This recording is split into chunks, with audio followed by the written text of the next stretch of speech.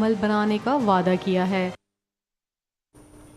वज़ीर-ए-आज़म के सियासी मुशीर राना सनाउल्लाह ने PTI के गिरफ्तार किए गए अरकान की रात देर गए तक पार्लियामेंट मौजूदगी पर सवालात उठा दिए हैं।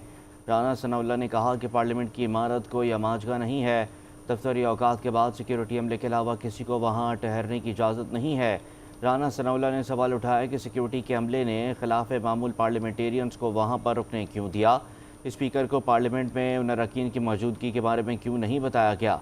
उन्होंने कहा कि कल तक तहरीक इंसाफ के रहनुमा कह रहे थे कि अगर गलत तकरीर की है तो मुकदमा दर्ज करें। अब मुकदमा दर्ज हो गया तो उसमें गिरफ्तारी भी होगी और अदालत में ट्रायल भी होगा।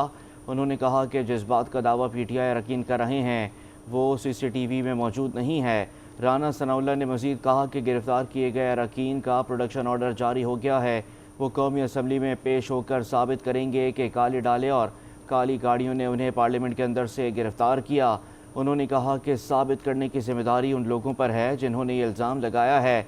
इंक्वायरी रिपोर्ट सामने आने के बाद वज़ीर-ए-आज़म की जो जिम्मेदारी बनती है वो उसको पूरा करेंगे और स्पीकर हुकूमत को जो मशवरा देंगे उसके मुताबिक एक्शन लेंगे।